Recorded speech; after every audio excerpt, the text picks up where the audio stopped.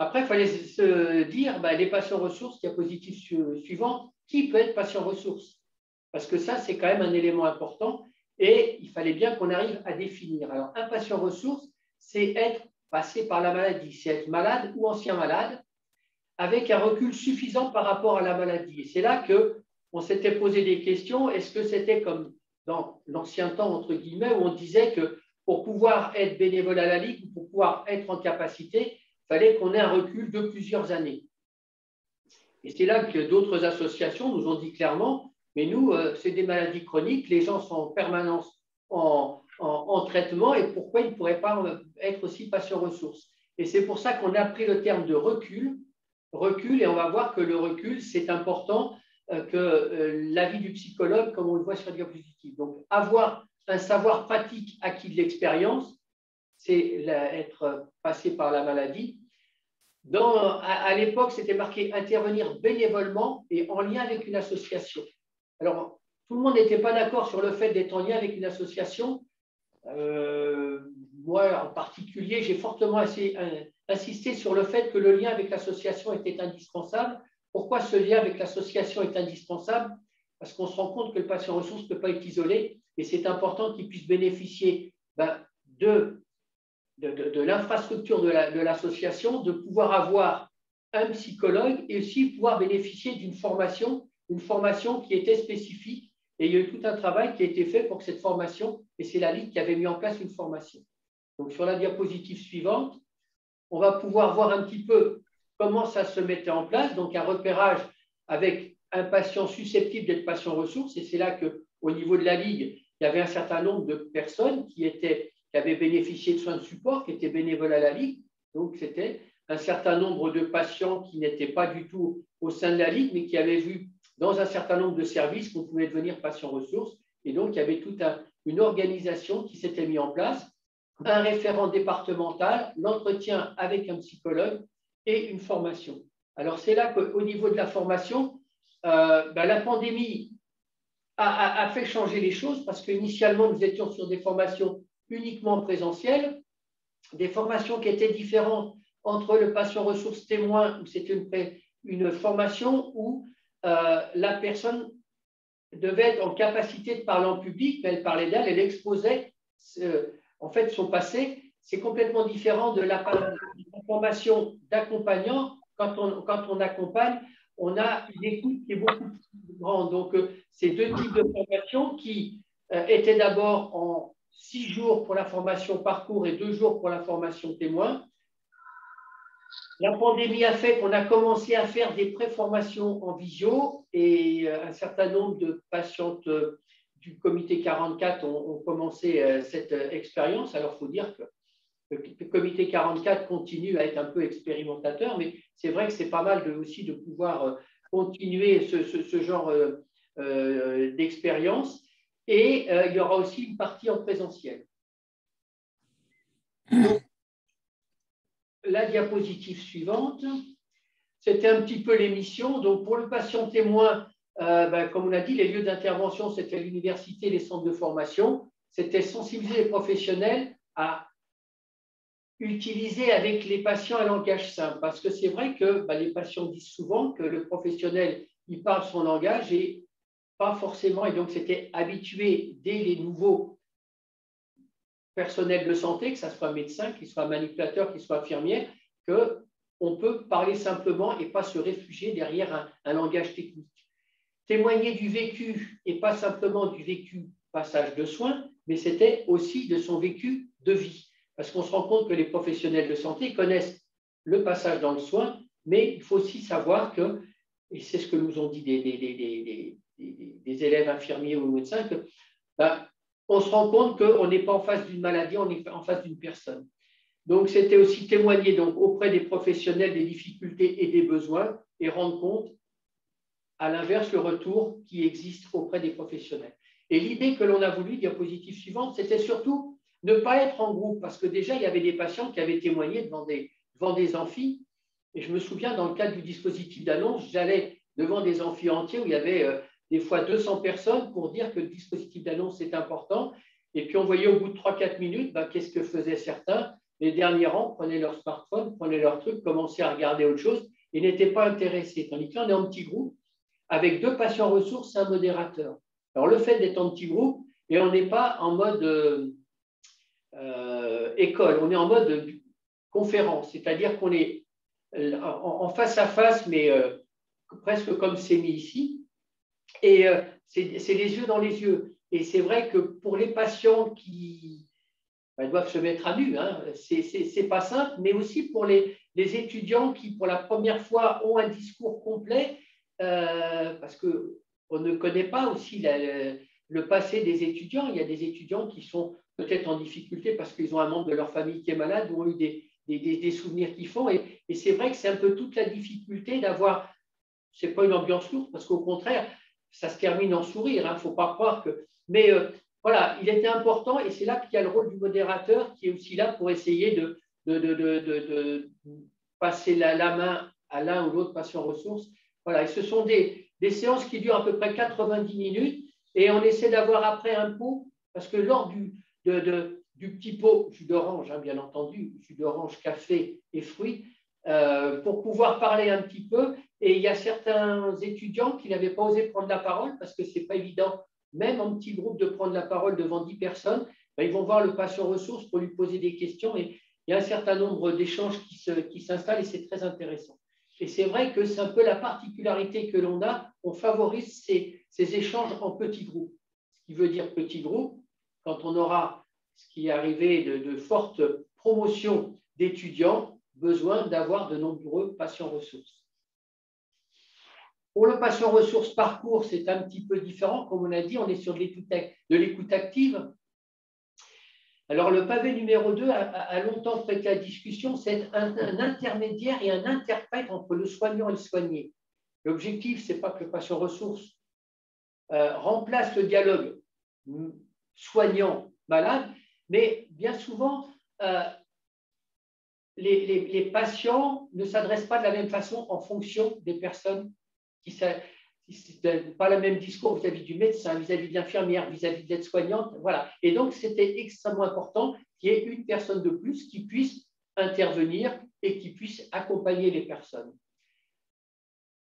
Le retour aussi, c'est qu'ils peuvent aussi transmettre aux soignants, parce que les soignants ne sont pas forcément informés de tout ce qui est dit. Les patients peuvent dire des choses aux patients ressources, et le patient ressource, eh ben, il va transmettre aux soignants. Et donc, c'est important dans le parcours de soins. Après, c'est dans une étape supplémentaire, c'est quand on commencera à faire de l'éducation thérapeutique, ils peuvent coécrire et même accompagner des écritures de documents qui sont partagés avec les patients.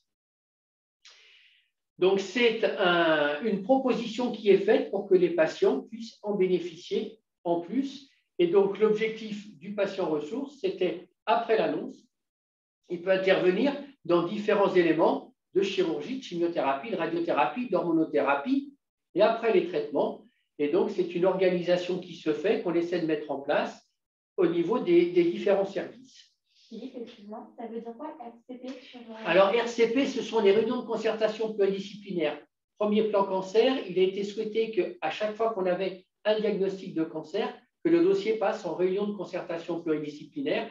C'est une réunion où les dossiers sont présentés par des médecins de différentes spécialités. Par exemple, si on prend le cas d'un… Comme il n'y a pas d'homme, je vais prendre le cas de cancer de prostate, comme ça, c'est encore plus simple. Il y a généralement des urologues, des radiologues, des anapathes, des oncologues médicaux et des oncologues radiothérapeutes, ce qui permet que la décision n'est pas une décision unique. Ce qui n'empêche après la réunion de concertation pluridisciplinaire, il y a le dispositif d'annonce où le professionnel, avec son langage, et c'est l'entretien singulier professionnel malade qui lui permet de dire voilà le traitement qui est recommandé dans le cadre du dispositif en lien avec notre maladie, et on en discute. Et là, si le patient dit je ne veux pas, ils peuvent en discuter, ce n'est pas une obligation, mais il est clair que le patient sait quelle est la référence qui est proposée dans son cas. Alors, pour mettre en place tout ça, c'était bien beau. Et on s'est dit, il faut qu'il y ait une organisation au sein d'un comité. Et donc, on a, au niveau du comité 44, eu Marie-Christine qui s'était portée volontaire, un peu désignée d'office, pour être clair au début, pour mettre en place cette organisation. Donc, je lui passe la parole. Tout à fait. Et donc, j'interviens dans un premier temps en rendez-vous avec les personnes qui sollicitent ou qui manifestent leur intérêt pour être patient ressources. Je suis également aidée par une salariée qui dispose de temps et qui notamment s'occupe de la partie logistique et des comptes rendus, parce que nous avons des réunions qui sont régulières entre patients ressources et qui perdurent malgré l'épidémie dans laquelle nous vivons actuellement, puisque très régulièrement, une fois par mois, nous avons des visioconférences, ce qui nous permet de diffuser de l'information, de continuer à échanger des informations, notamment parce que nous n'avons pas arrêté l'accompagnement des patients qui se font maintenant soit en visioconférence, soit au téléphone, en fonction des sollicitations qui nous sont faites.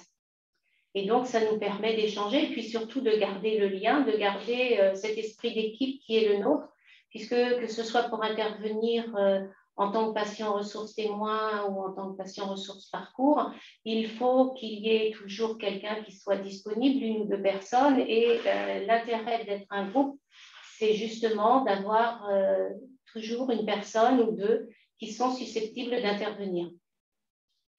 Alors, ce qui me semble aussi important, c'est ce qu'on avait mis, c'était la personne qui était référente au niveau du comité, et il fallait qu'elle, pour moi, importante qu'elle soit au niveau du conseil d'administration, parce que il ne fallait pas que ça soit un gadget au sein d'un comité. Pour moi, les patients ressources, ça occupe une place à part entière, et quand il y a des soucis, ça puisse remonter au niveau du conseil d'administration. C'est les organisations, comme on voit un certain nombre de choses, les responsables d'antenne, il y a des choses qui se passent au conseil d'administration, donc ça renforçait le poids de l'association au sein de cette mesure.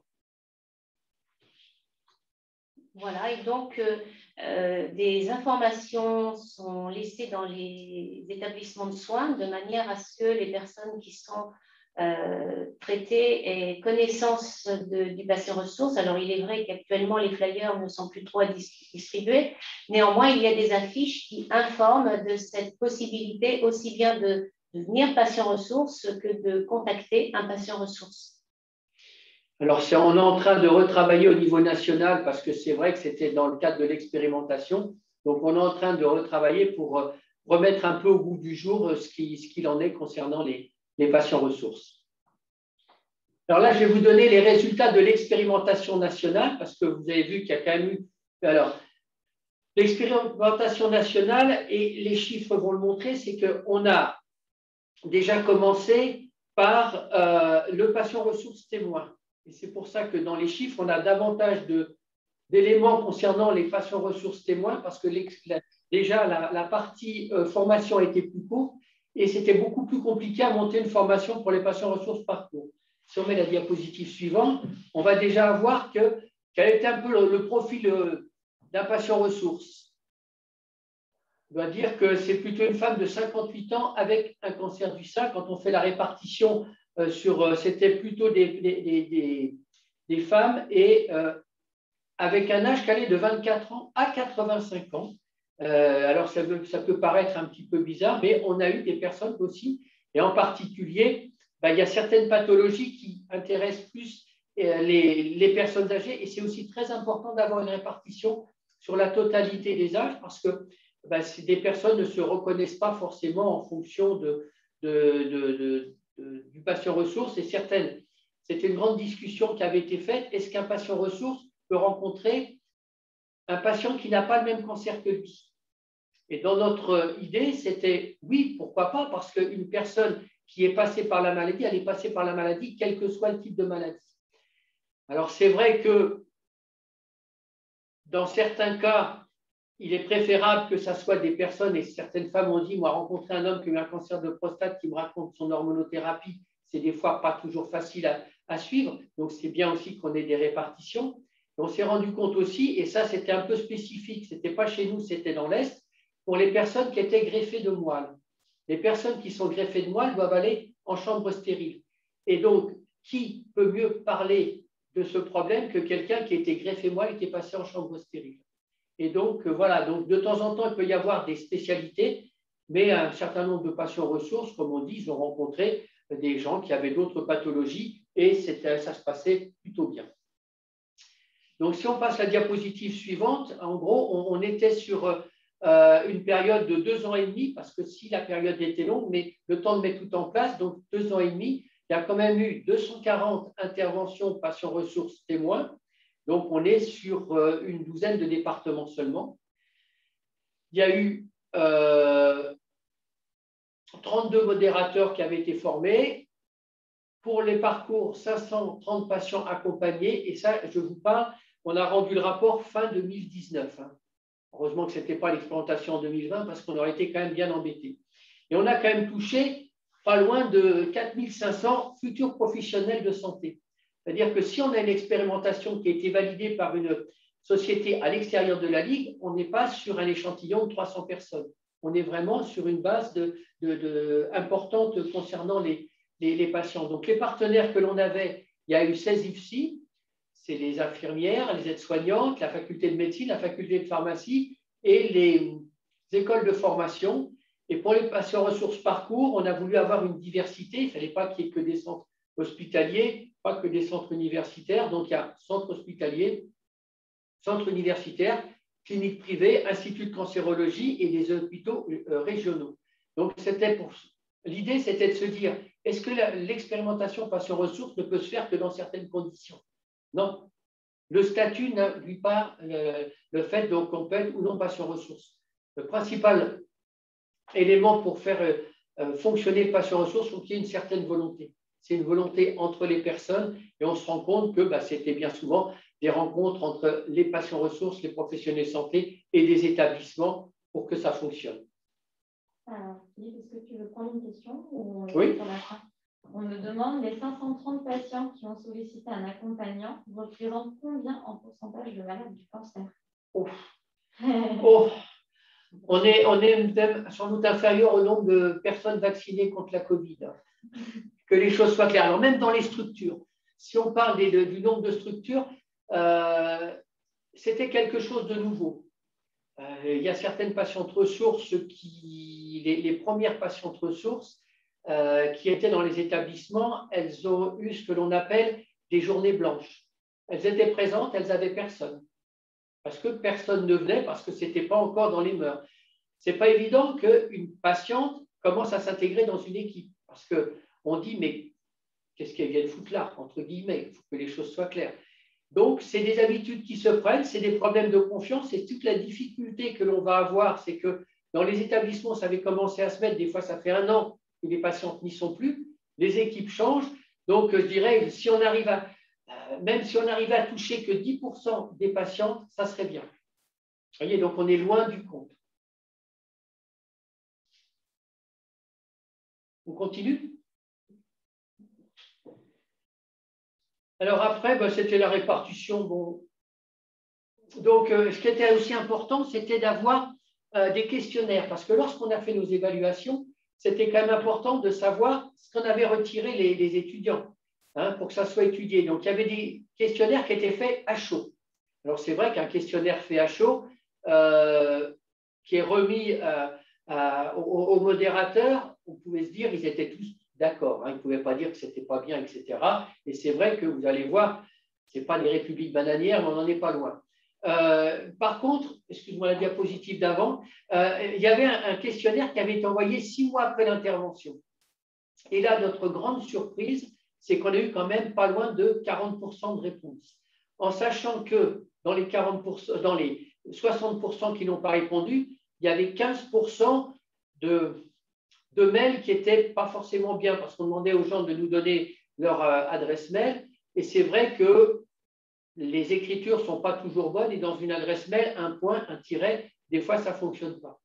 Et donc, on a quand même été très surpris qu'il y a eu, à 6 mois après, 40% de taux de participation, et on s'est rendu compte avec aussi de très bons résultats.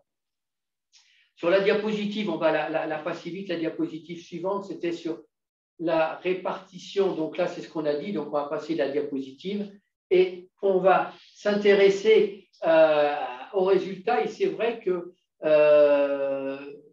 pensez-vous que cette intervention aura un impact sur votre futur pratique? Alors, on s'est vu, comme je vous dis, c'était un peu République bananière, hein. Tout le monde répondait plutôt oui, mais lorsque c'était à distance, on se rend compte qu'il y avait quand même des chiffres qui restaient relativement importants. Et là, on a vraiment l'impression, et après, bon, moi j'ai eu la chance, dans mon activité professionnelle, de voir des infirmières qui avaient eu le témoignage de patients ressources. Elles en reparlaient et elles le disaient même après, hein, que c'était encore des éléments qui les avaient marqués dans leur façon d'être. Et après, donc, pensez-vous que ce type serait intéressant à déployer pour toucher davantage de professionnels en formation? Vous voyez que tout le monde disait oui, parce que dans les formations, on a touché 4000 étudiants, ça fait quand même pas beaucoup, et donc on voudrait que ça se généralise.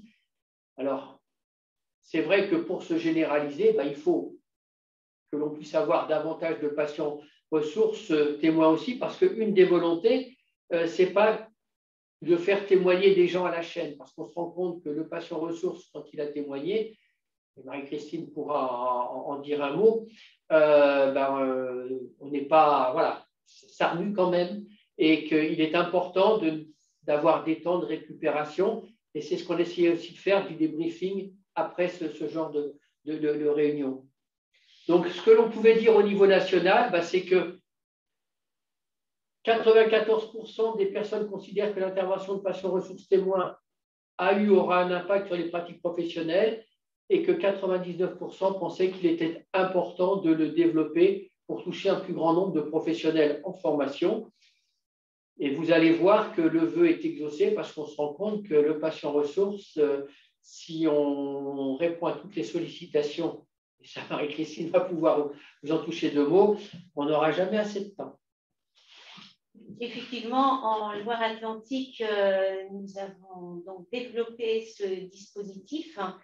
Le nombre de patients ressources a évolué aussi. J'ai rencontré 53 personnes et comme cela vous a été dit, toutes ont eu un rendez-vous, enfin toutes celles qui ont accepté, parce que parfois en expliquant ce qu'était le patient ressource, certaines personnes s'apercevaient que ça ne correspondait pas à la représentation qu'elles en avaient et du coup ne donnaient pas suite. Néanmoins, 45 ont rencontré la psychologue qui a validé leur intégration dans le dispositif. Effectivement, la psychologue, parfois, dit non, cette personne n'est pas en capacité d'intégrer parce qu'elle pourrait se faire du mal, voire être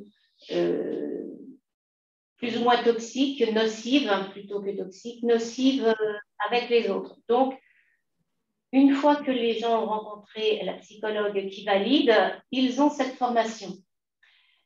Actuellement, 7 patientes sont en attente de formation, des patientes qui sont assez récentes, que j'ai rencontrées le mois dernier, plus d'autres qui ont débuté leur formation en visioconférence, comme vous le disiez Philippe Bergerot, et qui attendent maintenant de poursuivre et d'accéder au statut de patient ressource définitif après la formation qui va être en présentiel pour devenir patient ressource parcours, parce qu'il faut vraiment des activités, des mises en situation pour être en capacité d'intervenir avec quelqu'un.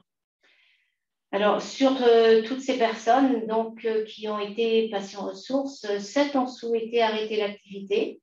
Alors, soit parce qu'elles ont déménagé, soit parce que leur situation familiale ou leur situation de santé a évolué. Pour les mêmes raisons, 3 ont momentanément fait une demande de mise en retrait parce qu'elles avaient un environnement professionnel ou familial qui ne leur permettait plus de se sentir suffisamment à l'aise pour intervenir.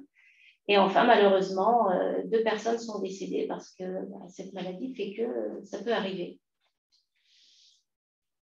Donc, là, on a actuellement en activité 14 personnes, donc 4 qui sont avec une formation débutée, 8 patients ressources qui ne font que le patient ressources parcours, et les autres sont soit patients ressources témoins, soit peuvent faire les deux. Il n'y a pas de problème. C'est 8 qui sont témoins, puis les autres qui sont les deux. Enfin, c'est pas grave. Oui, c'est pas grave.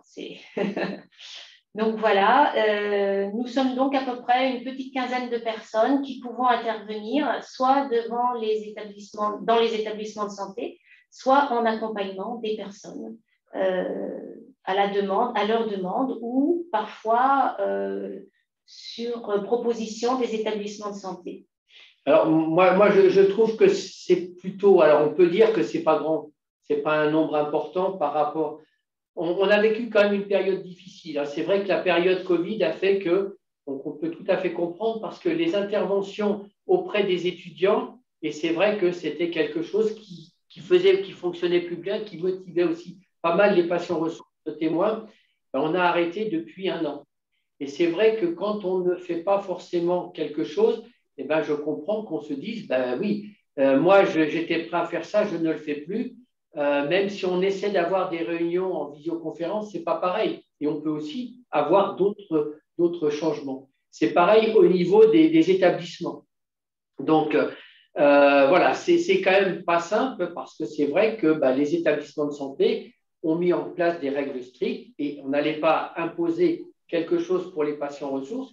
On a même vu que des choses se sont arrêtées au mois d'avril, ont repris au mois de septembre, se sont arrêtées au mois d'octobre.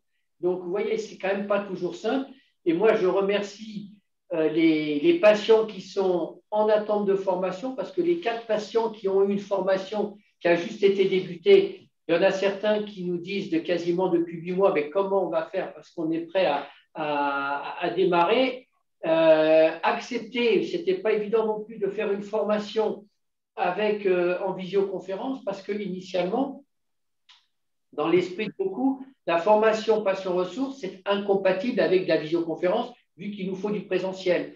On s'est rendu compte que ce n'était pas suffisant, mais que ça commençait à donner un certain nombre d'idées. Donc, ça nous semblait important et moi, je remercie les personnes qui continuent à le faire. Et donc, quelques questions. Oui. Avant d'aller peut-être un peu plus loin. Est-ce qu'il existe une information systématique auprès des soignants pour proposer l'accompagnement des malades qui le souhaitent? Ça dépend des établissements.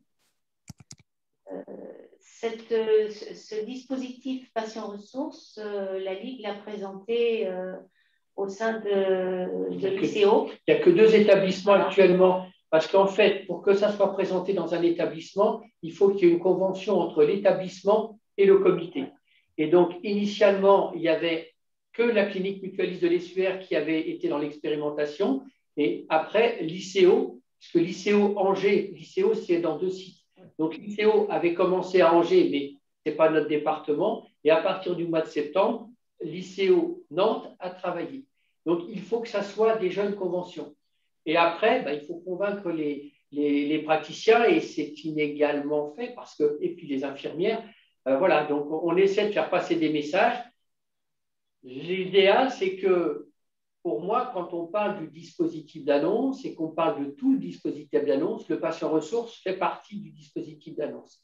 Mais même au sein de mon institution, j'en parle sans doute plus que d'autres.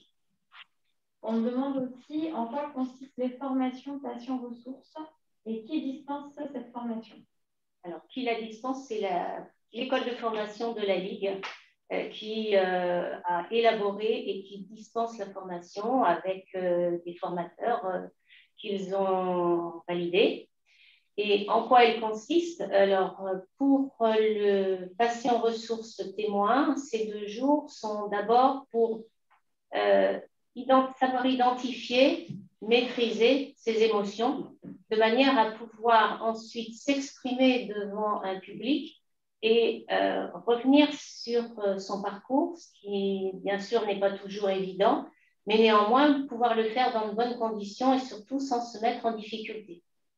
C'est la formation des patients ressources témoins.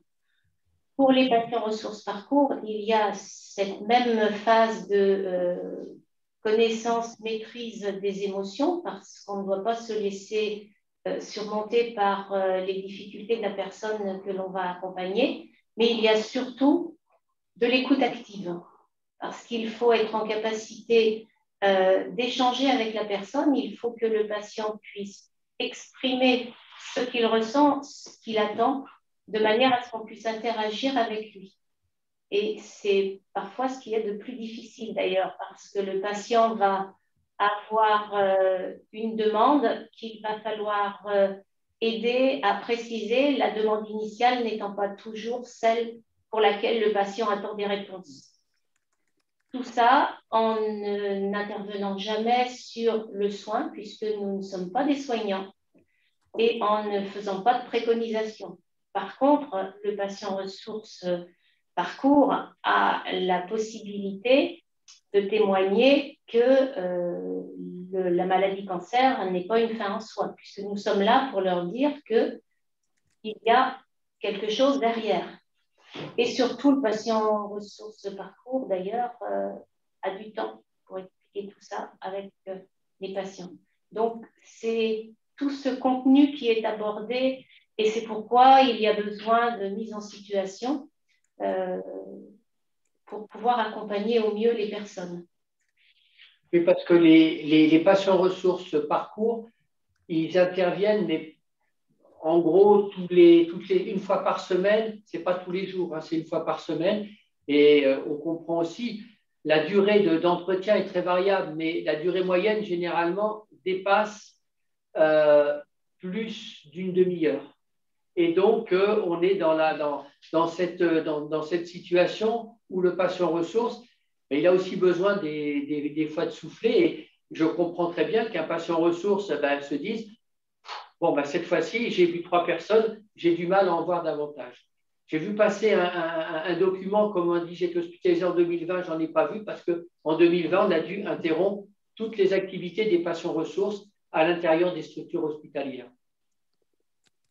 Et il y a une dernière question venant de Anne, qui peut-être patient ressources, puisqu'elle a réagi quand tu as parlé du nombre de patients ressources que vous êtes. Elle a dit, mais nous ne sommes pas plus, par interrogation. Mais non, et c'est pourquoi tu ne nous vois pas plus nombreuses lors de nos visioconférences d'ailleurs.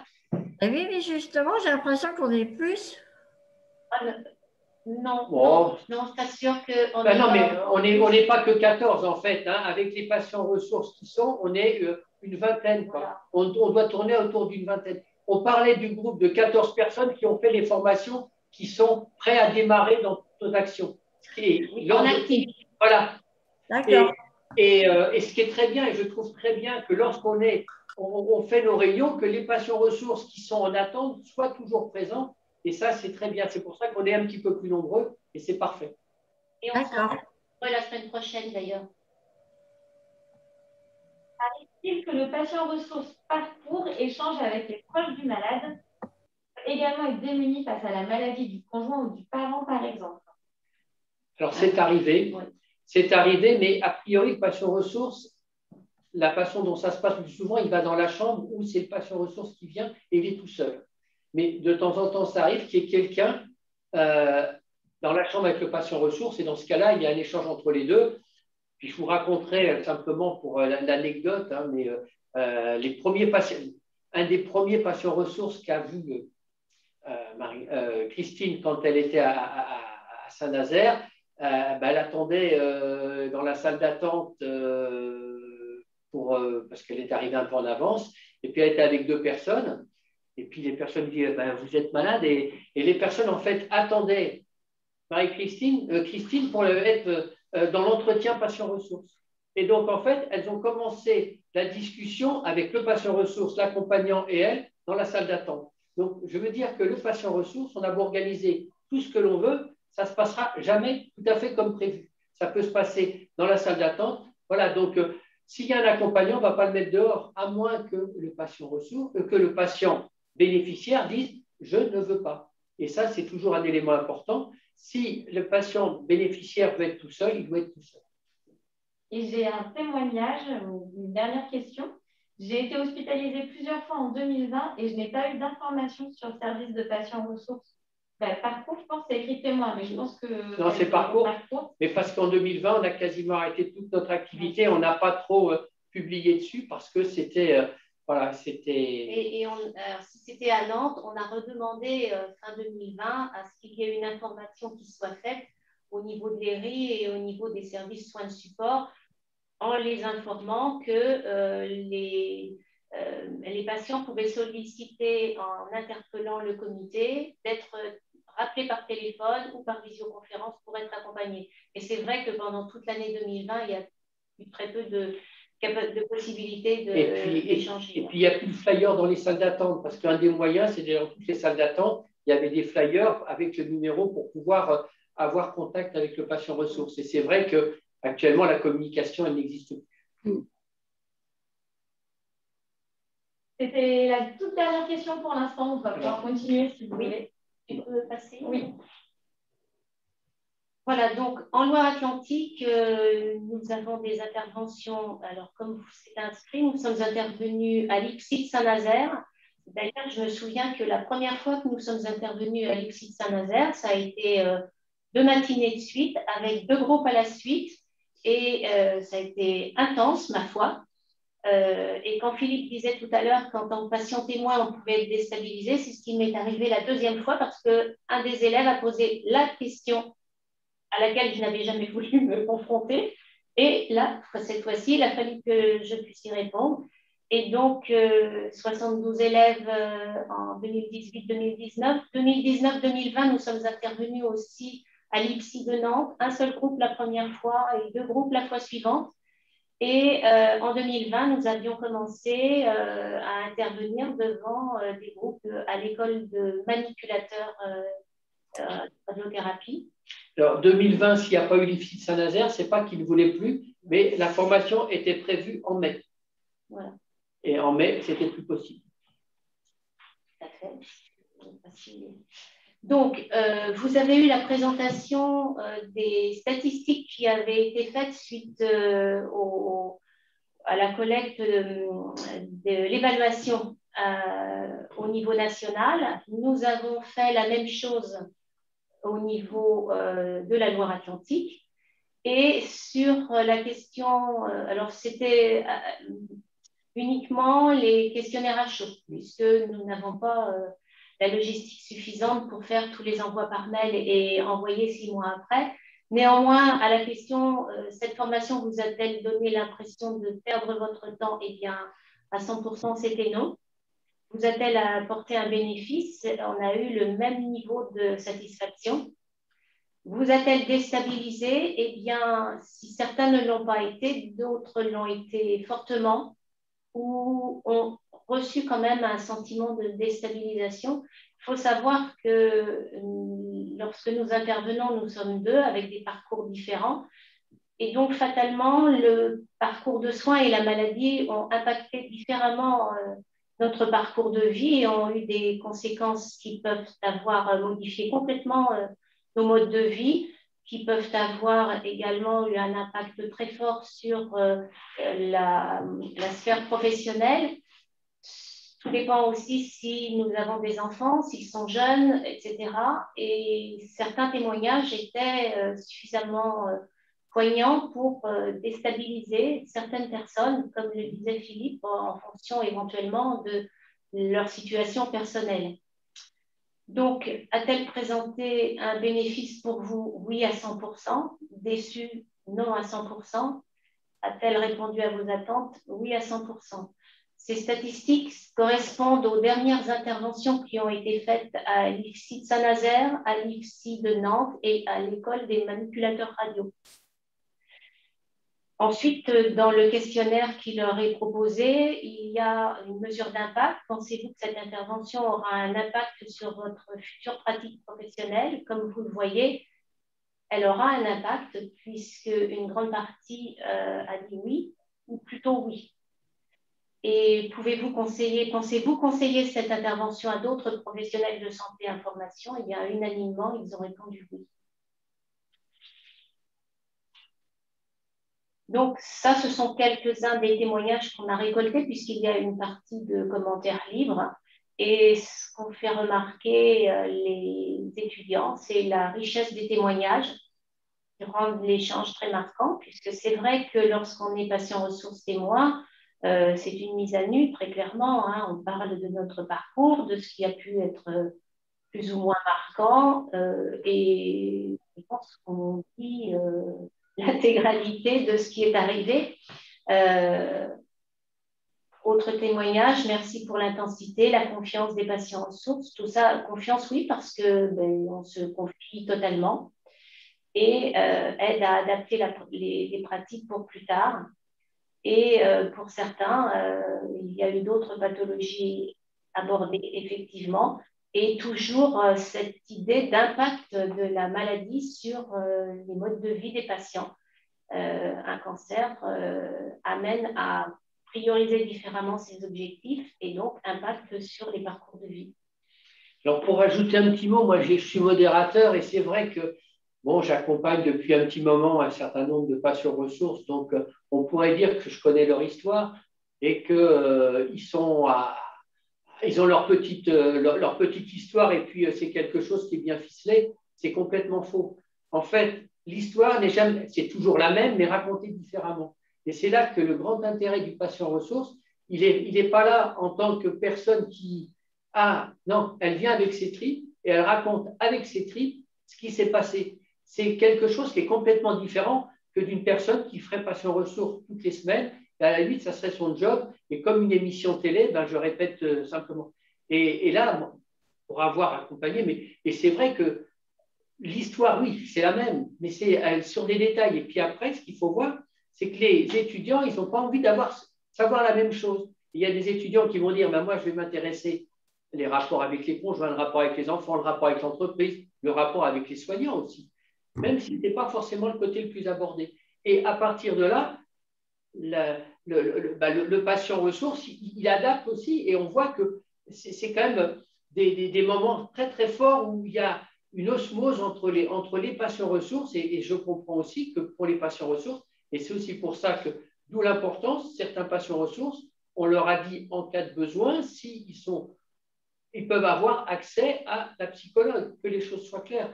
Et c'est extrêmement important d'être dans le cadre d'une association et on fait un débriefing après pour essayer de voir ce qui a été, ce qui n'a pas été, pour essayer de s'améliorer. Et c'est vrai que ce petit pot aussi de convivialité après fait du bien à tout le monde. Parce que ça fait chuter un peu la pression, parce qu'il y a des fois, c'est quand même assez fort. Et du coup, voilà, on reprend et on se rend compte que c'est la vie de tous les jours. Donc, on va continuer la diapositive suivante. Donc, les interventions des patients ressources parcours. Depuis 2018, c'était Christine qui a commencé à la clinique mutualiste de Saint-Nazaire. Ils sont maintenant 3 à intervenir. Et les accompagnements se font dans les services radiothérapie et chimiothérapie ambulatoires. Et à l'ICO, nous avons commencé en septembre 2020 en hôpital de jour, c'est-à-dire au niveau chimiothérapie. Ensuite, nous avons été contactés pour intervenir en radiothérapie. Et puis, ma foi, la Covid est arrivée et donc nous n'avons pas pu mettre en œuvre. Néanmoins, entre les 2 confinements, les interventions du patient ressource ont évolué avec l'ICO puisque nous avons été sollicités pour participer à l'évaluation des étudiants en médecine, les externes qui font 2 mois à l'ICO et qui ont des consultations d'annonces à mener. Et donc, nous avons été 3 à intervenir et les étudiants nous annonçaient une situation de cancer et nous évaluions la manière dont ils abordaient l'annonce, ce qu'ils avaient fait de bien, ce qu'ils avaient peut-être oublié ou où ils avaient été plus ou moins maladroits. Et les étudiants avaient apprécié de pouvoir avoir ce type d'intervention parce que, s'ils avaient commis des maladresses, ça n'avait pas porté préjudice aux personnes qui étaient en face et ils étaient bien conscients qu'ils ne les recommenceraient pas. Oui, puis avant, c'était des étudiants qui jouaient le rôle de malade et ils se rendent compte que quand c'est un copain qui est en face, ce n'est pas tout à fait pareil que quand on a une personne qu'on ne connaît pas, qu'on sait être passé par la maladie et quand on est externe, on est en 4e, 5e ou 6e année, on n'est quand même pas cadre. Et donc, voilà, on peut jouer le fier à bras avec les copains, mais quand on se retrouve en face de quelqu'un, ça change un peu. Et en plus, il y avait leurs pères, il y avait quand même ceux qui les accompagnaient dans le stage qui les regardaient et qui faisaient le débriefing avec le patient ressource. Donc ça, c'était quelque chose qui n'était pas du tout prévu quand on a mis en place l'expérimentation, mais on se rend compte que le patient ressource, son rôle peut être extrêmement vaste et on a encore trouvé autre chose. Oui, effectivement. Bon, ce n'est pas forcément ça le plus important. Voilà. Non.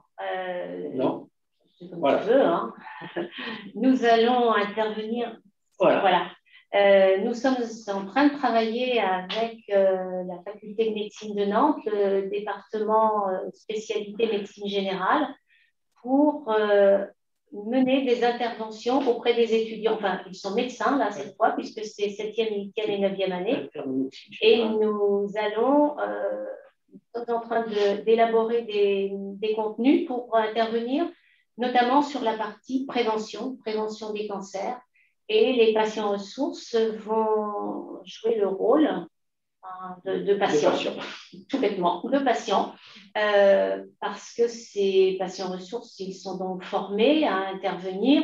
Ils sont formés aussi à maîtriser leurs émotions, ce qui leur permet d'intervenir dans de bonnes conditions sans mettre jamais qui que ce soit en difficulté, pas plus les internes qu'eux-mêmes. Et c'est un élargissement de nos interventions, ce qui fait que nous sommes en demande de patients ressources, justement, pour pouvoir nous déployer un peu plus dès que nous en aurons la possibilité. Nous ne serons plus restreints dans nos contacts humains. Donc, c'est pour ça que je me suis permis de rajouter le vaccin, parce que l'avenir et à venir, c'est la même chose et ça passera par la vaccination. Donc, c'est extrêmement important qu'on puisse avoir des vaccins et se faire vacciner parce que si on veut avoir une reprise et un retour, et je ne sais pas ce qui se passera, mais si on veut pouvoir revenir dans les structures, il faut aussi dire que les patients ne donneront pas de risques supplémentaires aux personnes qui vont rencontrer. Alors, je sais que les soignants sont un peu frileux pour se faire vacciner. Moi, je suis vacciné en tant que soignant et je pense que les patients ressources auront intérêt aussi à se faire vacciner pour eux et dans le cadre de leur mission. Voilà, parce que, bon, je crains fort que les interventions dans les établissements, pas avant le mois de septembre, hein, parce que ça m'étonnerait fort qu'on puisse avoir une amélioration dans l'immédiat, mais c'est aussi important de commencer à travailler. Pour la faculté de médecine, ça sera sans doute un peu différent. On risque de faire une phase test au mois de juin. Mais plus on aura de personnes qui seront formées, parce que l'objectif, c'est quand on va pouvoir le faire, que l'on puisse s'intéresser donc maximum de personnes au niveau de l'ICO, comme ça fonctionne, relancer les choses au niveau de la clinique mutualiste à Saint-Nazaire, c'est une chose. Et après, il y a d'autres structures sur la région, voir éventuellement comment on peut s'organiser avec le CHU, comment on peut s'organiser avec les confluents. Voilà. Donc, c'est extrêmement important de pouvoir avoir du monde pour pouvoir nous aider. On me demande si ça veut dire qu'il faudrait être vacciné pour pouvoir intervenir. Je n'en sais rien. Je n'en sais rien s'il va falloir être vacciné pour intervenir en tant que patient ressource. Comme je vous dis, tous les soignants ne le sont pas. Ça serait mieux. Parce que tout le monde dit que dans ces structures, théoriquement, tous les personnels de santé au sens large, hein, ça va de la secrétaire aux médecins, aux infirmières, devraient être vaccinés. Et on sait que c'est quand même que le vaccin qui va nous sortir de là. Mais il y a eu une très bonne présentation sur le vaccin au mois de janvier. Donc, je pense que tout le monde est convaincu. Vous voulez passer à la suite? Non, mais nous, on avait terminé là. Ah, c'était la fin. C'était la fin, donc c'était pour s'il y avait des questions, hein, parce qu'en fait, l'objectif, c'était de pouvoir aussi enclencher la discussion pour. Alors, peut-être n'hésitez pas maintenant, si vous voulez ouvrir vos micros, si c'est plus facile pour vous de poser les questions à l'oral. Claudine? Non, je me suis vaccinée moi aussi. C'est bien.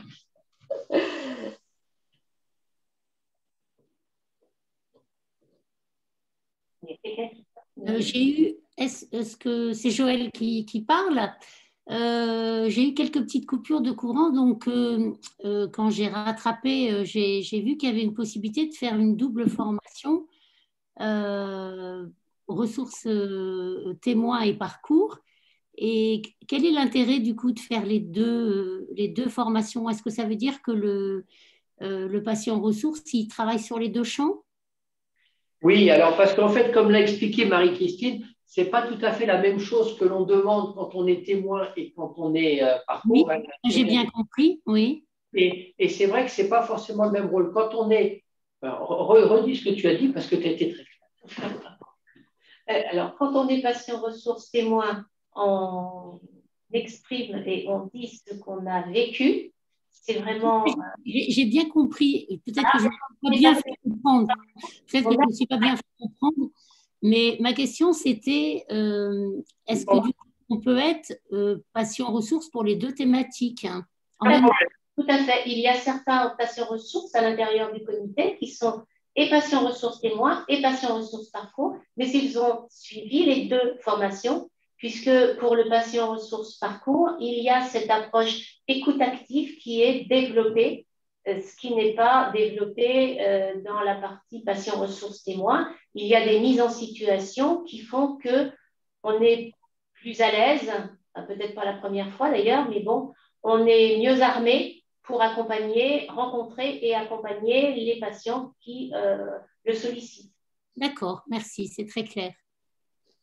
Alors, ces deux formations peuvent se faire dans le temps parce qu'on a certaines personnes qui ont été patientes ressources témoins pendant 2 ans et qui ont fait la formation parcours après, et il y en a qui ont fait l'inverse.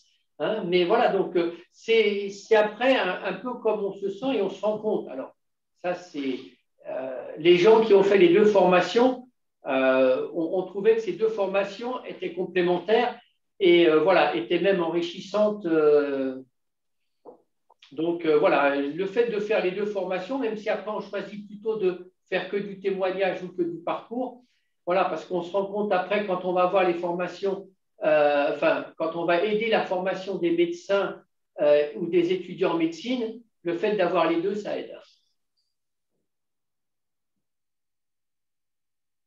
Moi, j'aurais souhaité poser une question. Si on fait les deux formations et qu'on se rend compte que, par exemple, à son parcours, ça ne nous correspond pas, on n'est pas bien, est-ce que c'est très embêtant de rester que témoin, en fait? Non, alors. C'est pas embêtant et de toute façon, c'est pas parce qu'on a suivi une formation que l'on va être en situation et il vaut mieux s'en apercevoir avant que d'être mal ou d'être en difficulté après. C'est très clair. Et même lorsqu'on a suivi les deux formations, certains vont être d'accord pour intervenir à un moment sur tel champ, moi sur tel autre, et tout dépend de sa capacité à intervenir. Et c'est ça qui est important et pourquoi on a besoin d'être nombreux et pourquoi on a besoin d'être bien formé, de savoir identifier ses émotions parce qu'à ce moment-là, on sait qu'on peut intervenir ou pas.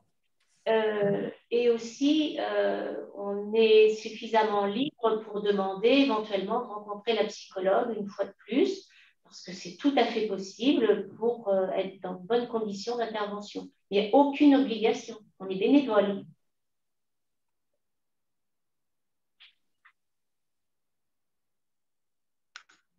Du coup, quelles sont les modalités pour s'inscrire du coup à ces formations? Vous sollicitez un rendez-vous avec la référente, c'est-à-dire moi. D'accord. Ensuite, j'ai un entretien avec la personne qui souhaite devenir patient ressources.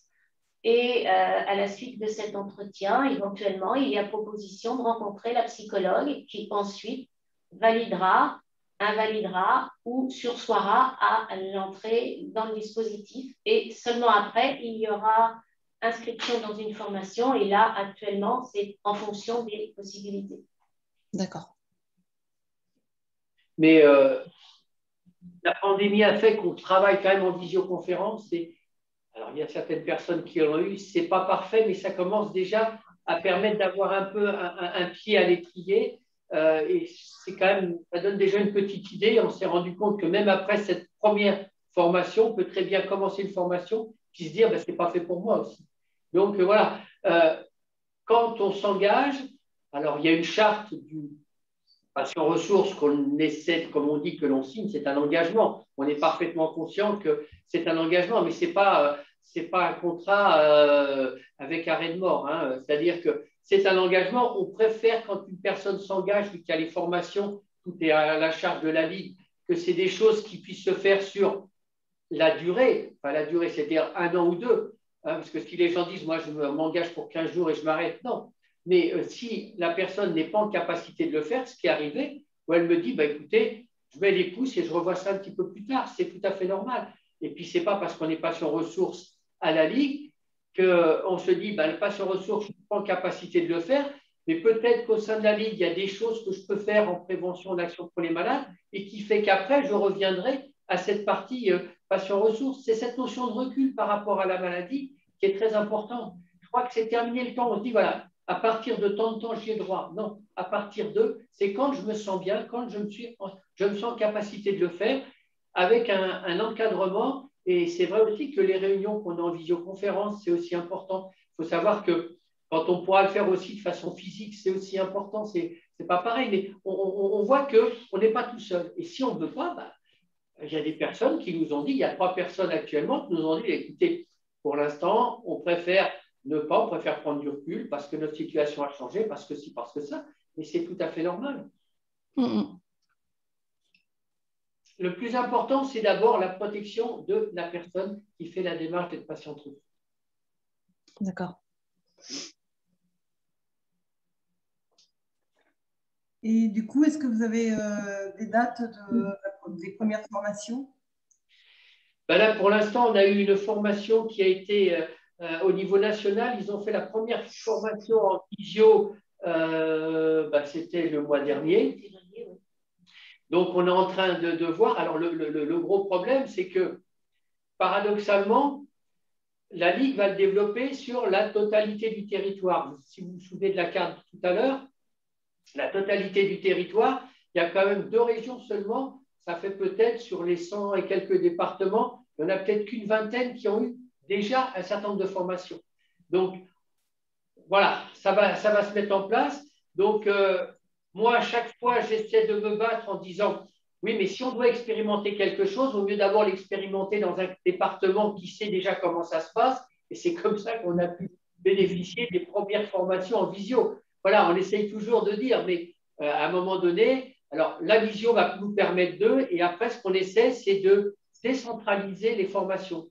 Parce que quand on était en région pilote, c'était un peu l'avantage. Les formations ne se faisaient pas forcément en présentiel qu'à Paris, mais il y en a qui se sont faites sur Angers, il y en a qui s'étaient faites sur Nancy, etc. L'objectif, c'est d'essayer d'être au plus près du terrain parce qu'on est parfaitement conscient, quand on est bénévole, il faut aussi que les patients aient aussi du temps pour s'organiser.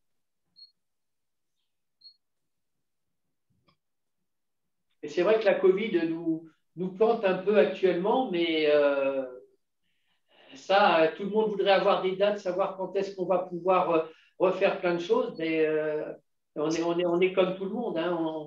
On suit l'actualité et on espère qu'une chose, c'est que on va tous pouvoir se faire piquer le plus rapidement possible et puis qu'on va pouvoir de nouveau rebouger, reprendre un certain nombre et avoir de nouveau une vie un peu plus autre que derrière un écran. Même si on reprochait à nos jeunes d'être toujours derrière leur écran, même eux, ils en ont marre d'être derrière l'écran. Voilà.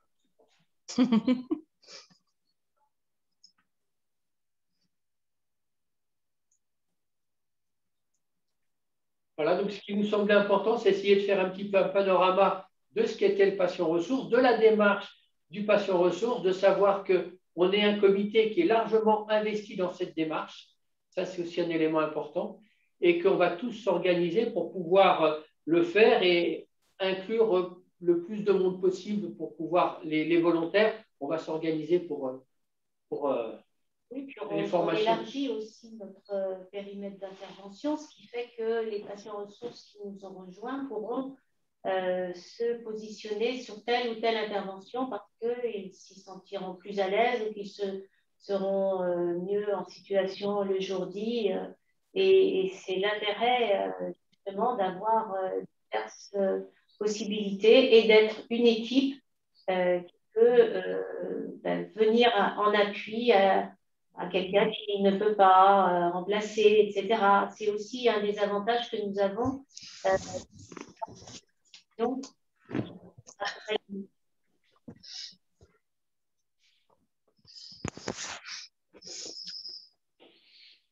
Écoutez, si on a pu répondre à vos questions, hein, de toute façon, s'il y a besoin, il n'y a aucun souci. Hein, vous pouvez réinterroger le comité ou nous réinterroger, il n'y a pas de problème. Hein.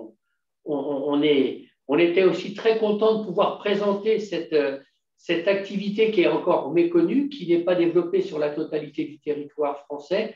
Et donc, voilà, c'était aussi important de savoir que c'est des choses qui se mettent en place et ce sont des choses qui peuvent évoluer. Parce que pour l'instant, on en est là sur le patient ressources, mais on a vu faculté de médecine, mais on se rend compte que l'expérience et le fait de pouvoir exposer un certain nombre de choses peut se faire peut-être vis-à-vis de l'entreprise, vis-à-vis de plein d'autres choses, parce qu'on travaille de plus en plus sur le retour à l'emploi, etc. Donc, et puis, ce n'est pas aussi parce qu'on est patient ressources, si on veut, comme on dit, il y a d'autres activités au sein du comité.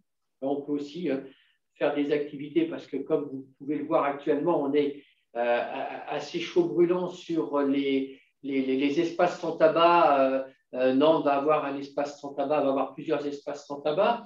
La côte aussi, hein, Pornichet, le Pouliquin, Saint-Nazaire, la Bernerie. Donc, on sait aussi que, même si on n'est pas sur ressources, si on a envie aussi de vouloir s'intégrer dans ce genre de choses, ça peut aussi être un élément important. S'il n'y a plus de questions. Je mets dans le chat mon adresse email pour ceux qui ne seraient pas bénévoles et souhaiteraient le devenir, ou pour ceux qui sont déjà bénévoles et veulent faire plus de choses. Ou pour ceux qui veulent simplement poser d'autres questions. Exactement, aussi. Voilà. Bien, mais écoutez, merci à toutes, parce que je ne vois pas de monsieur, ou à moins qu'il y ait des gens qui se sont cachés. Hein, et puis, si vous avez dans votre entourage des hommes qui veulent devenir patients ressources, n'hésitez pas, surtout, hein, parce que c'est vrai que… Oui, nous n'avons que 2 hommes actuellement et ce n'est pas énorme en fonction des patients qui peuvent solliciter un accompagnement. C'est vrai que pour certaines situations, il est préférable que ce soit un homme qui accompagne le monsieur.